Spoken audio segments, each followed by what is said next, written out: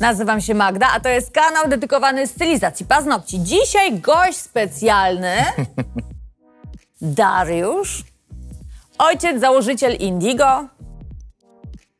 Przyszedł po to, aby odpowiedzieć na wasze Q&A, to znaczy na wasze Q, a on da Q&A. Zaczynamy. My mieliśmy odpowiadać, nie tylko ja. Ja też coś może dodam, ale Darku, ludzie mnie mają na co dzień, a ty tu jesteś gościem. Następny raz wystąpisz za kolejną dekadę, więc wiesz. Trzeba dozować, tak po aptekarsku. Wykaż się. Czym? Zadam ci pytanie. A słucham. Jak zrodził się pomysł założenia Indigo? Jak to? Jak w głowie? Dla Dariusza to była naturalna konsekwencja, dlatego że w branży siedział już od chyba 6-7 lat. 6. A dla mnie to było coś zupełnie nowego. No. Bardzo nowego. Bardzo nowego. Słuchajcie, ja, taki off-topic, przez 16 lat w życiu grałam na skrzypcach.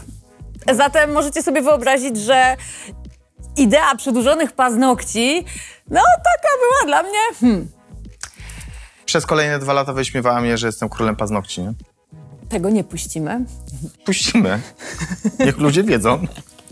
Bo na tamten czas dla mnie paznokcie kojarzyły się, wiecie, ze szpicami, z takimi tipsami, z solarium. To nie było fajne. Ale w końcu dotarło do mnie, że tak naprawdę paznokcie mogą pełnić taką samą funkcję jak fryzjer, czyli mogą być naturalne, krótsze i trwałe. No i w zasadzie można powiedzieć, że to był początek Indigo, kiedy ja uwierzyłam, że się w tym odnajdę. Tak. Że to ogarnę. Skąd wzięła się nazwa Indigo? O nie, mój ulubiony temat. Proszę bardzo, Dareczku, przyznaj się światu, niech to świat usłyszy, jak chciałeś nazwać firmę. Ale dlaczego wszyscy muszą wiedzieć? No bo takie jest pytanie, no co? No, chciałem, żeby nazywała się Ashanti. No. Czajcie, tak jak ta What's Love i tak dalej. Oczywiście okazało się, jak sprawdziliśmy w urzędach patentowych, to zarezerwowali na wszystko. Dziękuję ci, Ashanti, że to zrobiłaś. Słuchajcie, to był taki moment, że Darek jako ten doświadczony, a ja jako ten żółtodziób, no niestety ja nie miałam siły przybicia, bo on wie wszystko najlepiej, jak stworzyć markę, którą kobiety pokochają. I mi wmawiał, że Indigo to jest zła nazwa. Taka jakaś twarda, męska. Co tam w ogóle jechał po niej jak po stu stadzie kobył. Jakoś musiałam znaleźć takie mocne porównanie. I nie chciał nazwać Indigo, ale w końcu go przekonałam. A dlaczego ja z kolei chciałam Indigo? Ponieważ miałam 20 lat i podróżowałam po świecie. Kiedyś miałam taki butik. I on był bardzo ekskluzywny, on był zupełnie, wiecie, na tamten czas poza moim zasięgiem. Tam się ubierała, chciałabym powiedzieć, Missy Elliott. Tam były ubrania, w których chodziła Missy Elliott. No wiecie, po prostu marzenie na tamten czas. I on się nazywał Indigo. I mi się wtedy tak skojarzyło, że Indigo to jest takie coś, wiecie, fajne, luksusowe, do czego chcę dążyć, na co chciałabym sobie kiedyś pozwolić. I tak właśnie powstała, można powiedzieć, ta marka, bo jak 2 lata później myślałam o tym, jaka nazwa będzie uniwersalna. Skorelowana też z pigmentami. Tak, bo Indigo to pigmenty i jednocześnie łatwa do wypowiedzenia bez względu na to, czy jesteś Francuzem czy Czechem, bo Francuzi mówią Indigo, a Czesi mówią z Indigiem, już pracuję 2 lata. Każdy jest w stanie powiedzieć Indigo. No i to tak po prostu siadło. Całe szczęście, nie? Który produkt był pierwszym? Czekaj, powiedzmy na 3-4, żeby nie było, że wiesz. Zastanów się, który produkt był pierwszy. Ja wiem, który nie był można pierwszy. powiedzieć nie wiem, bo to jest hybryda z 2019, więc pomyśl. Na 3-4. Ale co? Który produkt był pierwszy, no Dariusz? Na 3-4. Tak. 3-4. Akryle. Nie ściemniamy chociaż. Akryle kolorowe to było takie oczko w głowie Dariusza. Tak, wtedy na polskim rynku było tak mało akryli kolorowych. To jest mniej więcej tak, jakbyśmy w dzisiejszym czasie mówili o kolorówce hybryd. Na tamten czas akryl wiódł prym. Tak. Pudry akrylowe. I chcieliśmy zrobić piękne, kolorowe, z różnymi efektami, plastyczne, dobrze napigmentowane, nierozwarstwiające się akryle kolorowe. No i tak z grubej rury, ile my ich zrobiliśmy na 700 coś. Jakie 700? 702. Nie, to było 300. Daj spokój, 150. Nie było tak. Darek. Nie. 8 było kolekcji.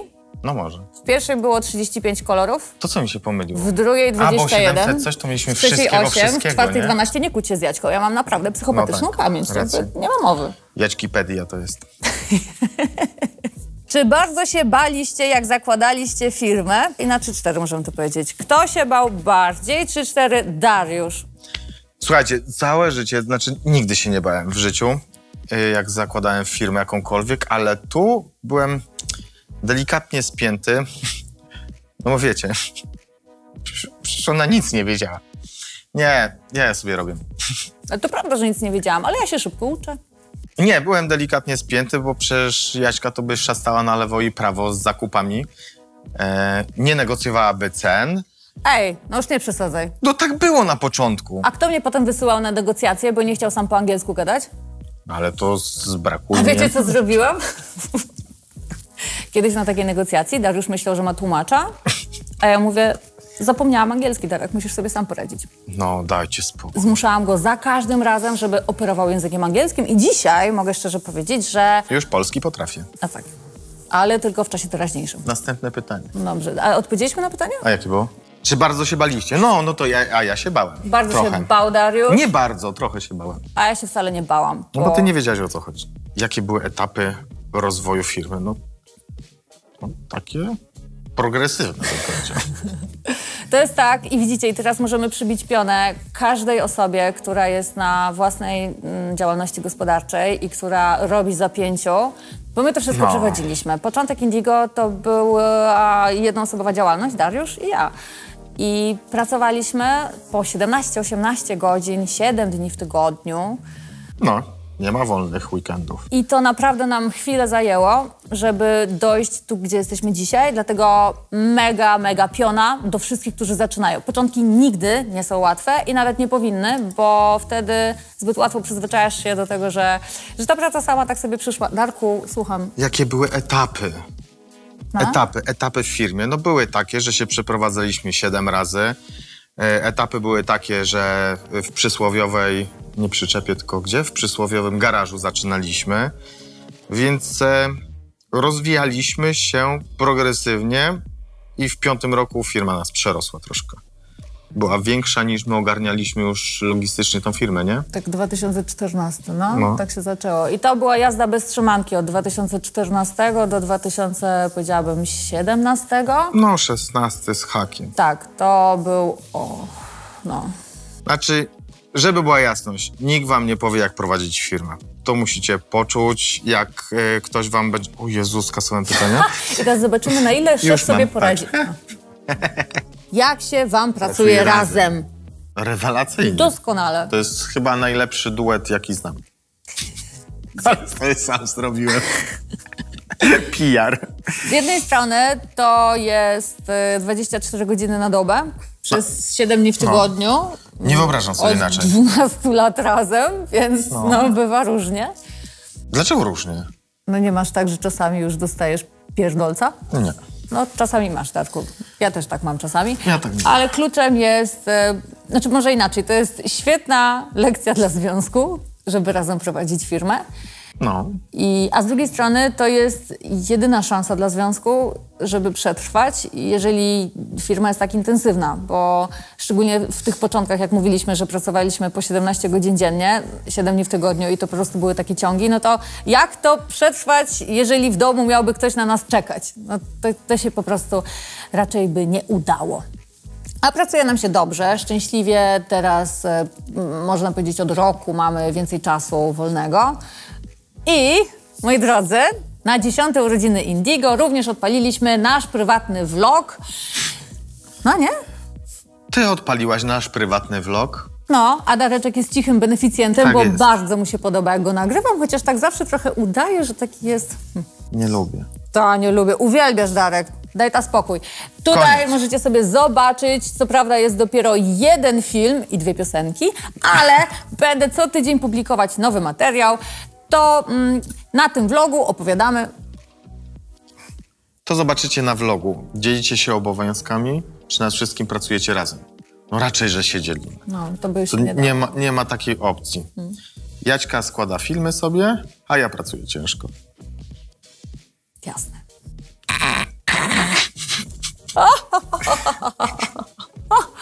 Zabawne. Jak właściwie powstają Lucky Riże? Ale mogę zdradzać, myślisz? No raczej, no.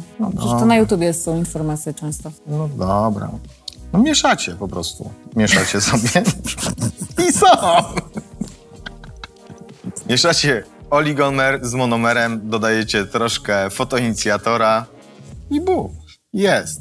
Wybieracie sobie właściwości monomerów i oligomerów. Mieszacie je we właściwych proporcjach i testujecie. Najważniejsza jest synergia pomiędzy doktorami chemii, stylistkami paznokci i instruktorami. Taki trójkąt bermudzki.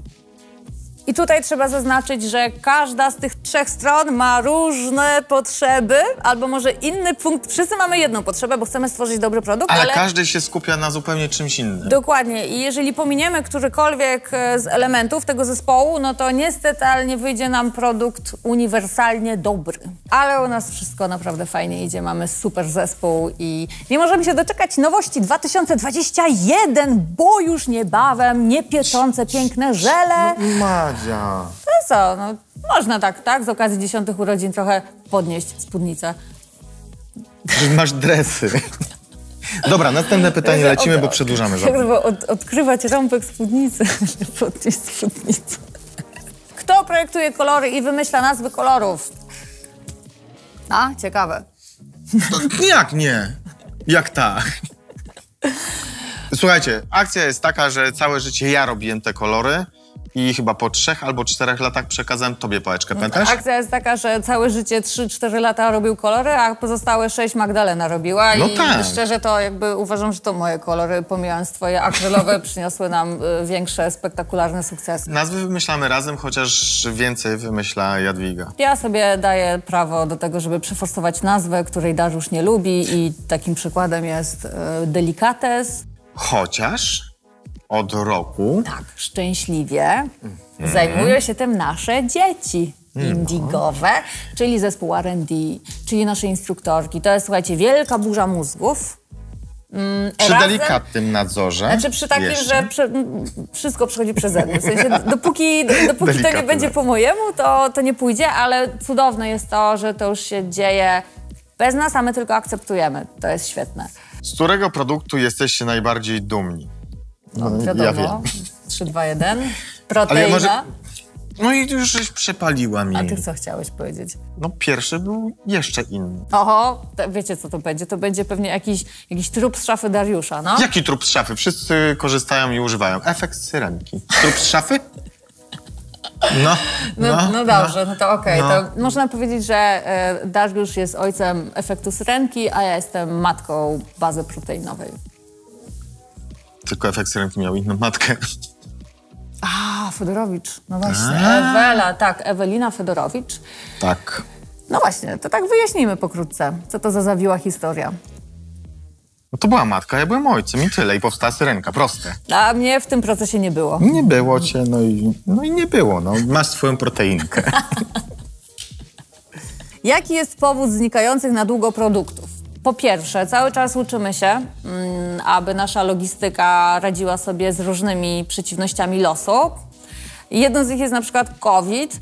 I wiecie, w świecie produkcyjnym to są rzeczy dla nas oczywiste, a z kolei to są informacje mało sexy, żeby to komunikować, ale przykładowo w 2020 z rynku globalnego zniknęły pompki, bo wszystkie wędrowały do opakowań dezynfekcji. No i my po prostu musimy, wiecie, znaleźć na to rozwiązanie, nie wiedząc, że taka sytuacja się wydarzy. Możesz mieć kilka milionów pompek na magazynie, prędzej czy później ten magazyn świeci pustkami, więc to jest taki przykład na to, co się dzieje tak na backstage'u. Znaczy to jest tylko kwestia prowadzenia firmy. No, czasami jest tak, że nie dopilnujemy czegoś i tyle, no i trzeba wziąć to na klatę. Ale też czasami jest tak, że są to czynniki niezależne od nas i my musimy się uczyć znaleźć na to rozwiązanie. Inna sprawa też jest taka, że my mamy bardzo restrykcyjny KAJOT, czyli kontrolę jakości. To jest nasza duma. My ich po prostu uwielbiamy. Chodzi o to, moi drodzy, że produkt nie dotrze do klienta, nie będzie sprzedawany, jeżeli nie spełnia wszystkich standardów. I z tego jesteśmy bardzo dumni, bo to sprawia, że my nie wypuszczamy na rynek bubli. Ale to też czasami sprawia, że cała partia, paręnaście, czasami nawet tysięcy produktów nie trafia do was, ponieważ z jakiegoś powodu uznajemy, że to nie jest to, czego byście oczekiwali. Jeżeli pompki są uszkodzone, jeżeli na przykład pędzelki w hybrydach są delikatnie wygięte, bo już leżały na przykład u nas na magazynie. Albo ostatni case z pędzelkami nail art, których nie ma i wiecie, wy macie prawo się denerwować, że tych pędzelków nie ma, no a my jedynie co możemy zrobić, to przyprosić i zacisnąć zęby, ale... I powiedzieć, że mamy je, ale ich nie sprzedamy. No nie, to jest bez sensu tak mówić. Teraz jest taki moment szczerości, wiecie, wchodzenia na zaplecze od kuchni, no to mamy je, ale jako, że mają pogięte włosie, to sorry, nie wypuścimy ich. No i tyle. No i rozwiązujemy sprawę z fabryką, która je dla nas produkuje. No i tyle. Dopóki nie dostaniemy tego, co jesteśmy w stanie się podpisać ręką, nogą, że to jest dobre, no to my tego po prostu nie sprzedamy. Stąd też czasami te dziury. Dokładnie. Ale chciałam się pochwalić, że statystycznie mamy dość dobre wyniki, jeśli chodzi o braki, dlatego że to jest mniej niż 3% oferty. Tak. A katalog produktów mamy... Ile mamy produktów, Darku, teraz? 1000 parę. Więcej mamy, co ty? Nie jest 1000 par. No to jest to całe szczęście dość niski procent. Oczywiście dążymy do tego, żeby to było zawsze zero. Tak, zero braków. Jak powstają zapachy z serii spa? Tutaj mamy bardzo jasno podzielone role w związku i w firmie. I kompetencje. Też. To jest grande naso. Tak. Dariusz wyczuwa wszystko. Jest taki typ ludzi, którzy mają hiperwentylację. Hiperzmysł i to jest bodajże 8 czy 10% populacji, no i Dariusz ma hipernos, więc on wyczuwa takie rzeczy, których ja szczęśliwie nie czuję, bo zazwyczaj są to złe zapachy. Dariusz, wąchając olejek, nad którym pracujemy, jest w stanie przewidzieć, zanim tak naprawdę zrobimy z nim już jakieś próby, to Dariusz już wie, jak te próby wyjdą. No super. Pachnidło, no dosłownie. Prawie że. Znaczy, słuchajcie, absolutnie uwielbiam perfumy. Mam ich prawie 3. I teraz możemy też się pochwalić, że w 2021 będą nowe zapachy w serii spa. Tak. Następne pytanie. A, jeszcze mogę też dodać, że czasami, czasami... Pomimo mojej ignorancji zapachowej potrafię się zaprzeć jakosią i powiedzieć, że dany zapach nie. Czy przed założeniem Indigo pracowała pani w salonie kosmetycznym? Ja nie jestem stylistką paznokci. Nigdy nie byłam.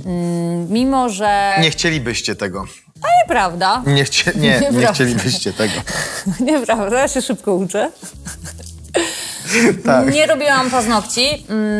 Do zespołu Dariusza w 2008 roku dołączyłam jako web marketingowy, sprzedażowy, handlowy. Psychologiczny.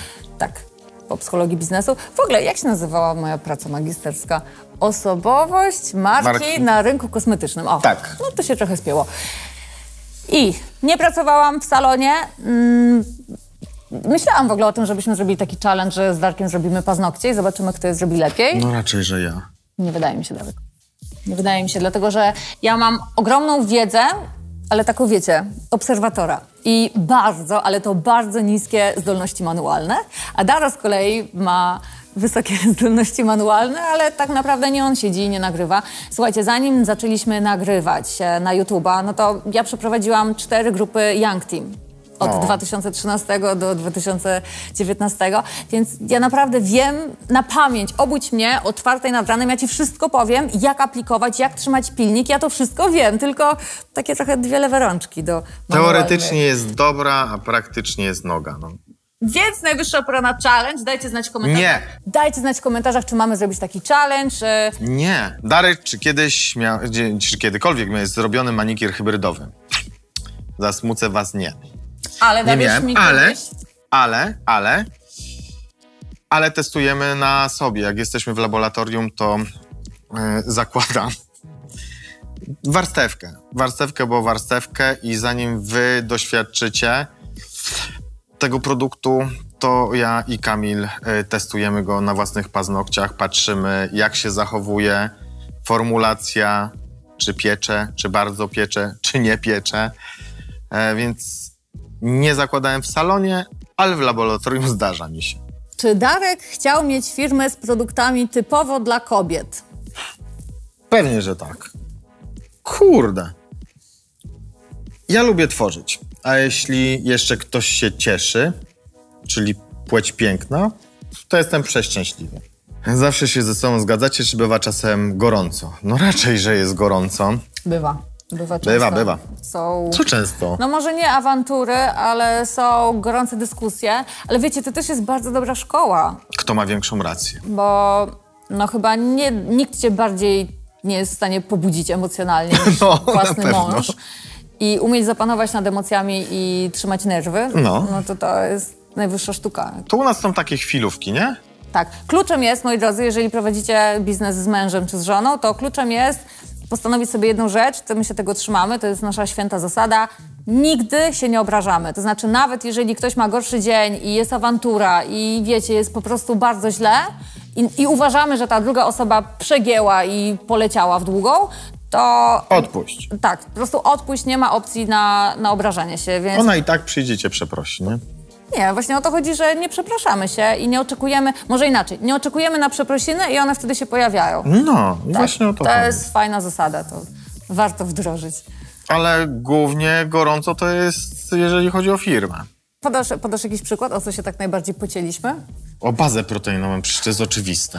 Dariusz nie chciał wprowadzać bazy proteinowej. Chciałem wprowadzić, tylko nie z taką funkcją. Po prostu nie zrozumiał, że nadszedł czas na to, że baza powinna być budująca, bo on, rozumiecie, myślał, że budujące to są tylko żele. Nie. I teraz, tak? O Jezu, ale to krzywe zwierciadło jest tak krzywdzące, jest dobrze, to, co mówisz. Nie jest tak. W dwóch zdaniach. Chodziło o to, że Jaćka myślała, że... Kiedyś były przedłużane paznokcie, o tak, w szpice. I Jaćka mi mówi, że baza proteinowa będzie do przedłużania paznokci. Więc mówię, w żadnym wypadku nie można bazą proteinową przedłużać paznokci. Ale miałem inną percepcję wtedy. To się nazywa stary umysł i elastyczny umysł. Przyznaję się do tego, tak? Moja bardzo wielka wina. Przejdźmy do kolejnego pytania. Kiedy marka makijażowa? O kurde, w tym roku. W tym roku. Wiem, że od 3 lat mówię w tym roku. Ale w tym roku już naprawdę. Nie, to jest droga przez mękę. Nie, to nie jest droga przez mękę, tylko to jest duża odpowiedzialność. My wiemy, że ogrom ludzi na nią czeka i nie pozwolimy sobie na to, żeby wprowadzić bubla, dlatego też nasz proces R&D, czyli developing produktu, trwa niezwykle długo, jest mocno kosztowny, ale przynajmniej ja śpię spokojnie, bo wiem, że to, co wprowadzimy, to będzie petarda. Wzięliśmy sobie do współpracy 2 świetne influencerki, które siedzą zębami, jedna od 5, druga od 12 lat w branży kosmetycznej i razem z nimi od 2 lat. W zasadzie mogę powiedzieć, że 3 dni temu mieliśmy już ostatnie spotkanie z nimi. To o czym świadczy? Dlatego w tym roku wprowadzamy. W tym roku jedziemy z koksem. Ilu ludzi stoi za waszym sukcesem? 180. Tu. W centrali. Tak. I to jest fantastyczna sprawa, dlatego że można porównać nasze Indigo do dziecka, które weszło już w pełnoletność i radzi sobie coraz bardziej. I to bardzo dobrze. Bez rodziców. No. To jest hit, to jest przewspaniałe uczucie dla nas. Oprócz tego są dystrybutorzy w Polsce, dystrybutorzy za granicą. Instruktorzy w Polsce, instruktorzy za granicą, salony firmowe w Polsce, salony firmowe za granicą. No. Mój psycholog. Nie masz psychologa. Wiem, że nie mam, ale tak mi tu pasowało, żeby wtrącić. Mój fryzjer. Kto jeszcze? Nie no, firmy, które z nami współpracują. No tak. Tacy nasi bardzo solidni podwykonawcy. I jeszcze przedstawiciele handlowi, o tym też trzeba wspomnieć, bo każda osoba, która jest na froncie z klientem, no to jest człowiek Indigo. Dokładnie.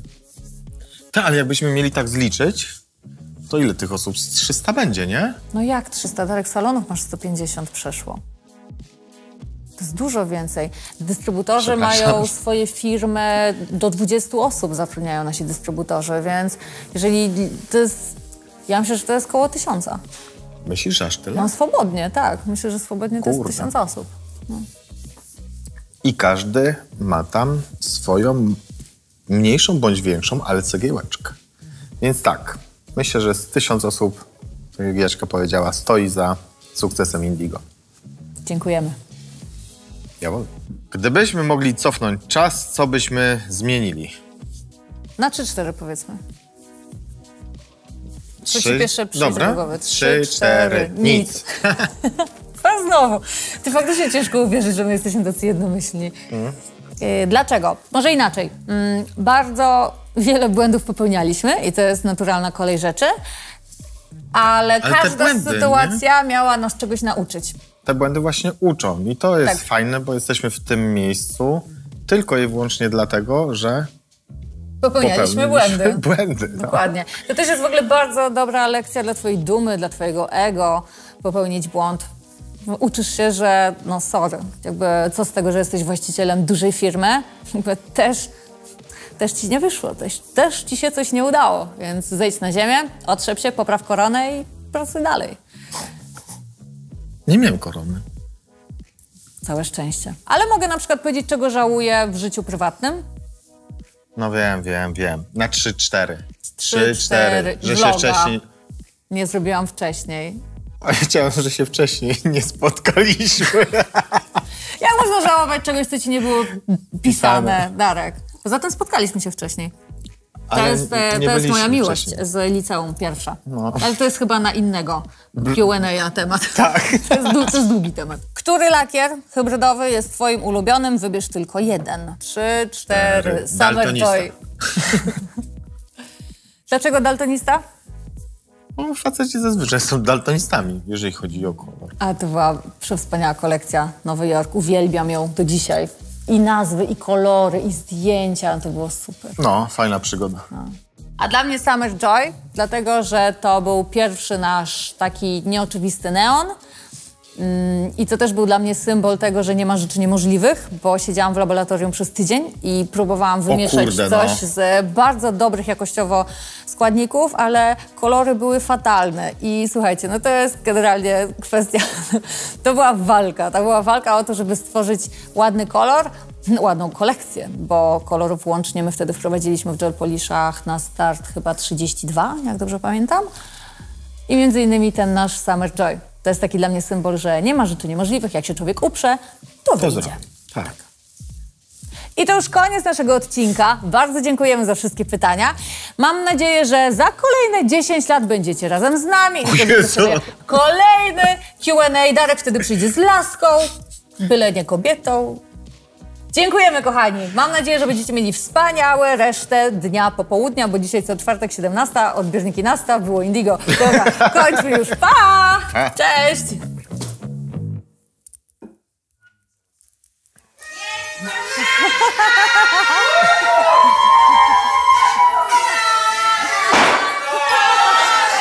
Co to?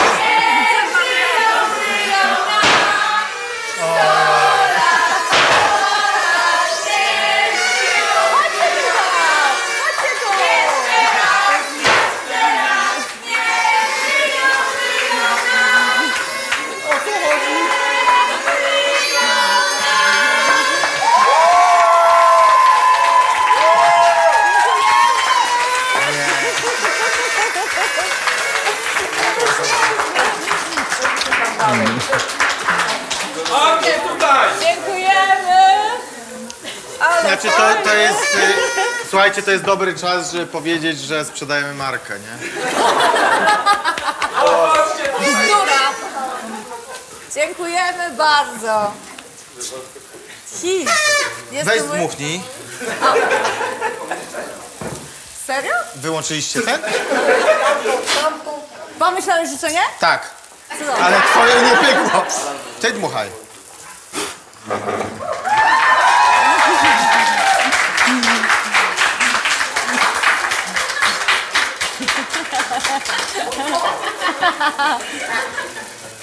Nie!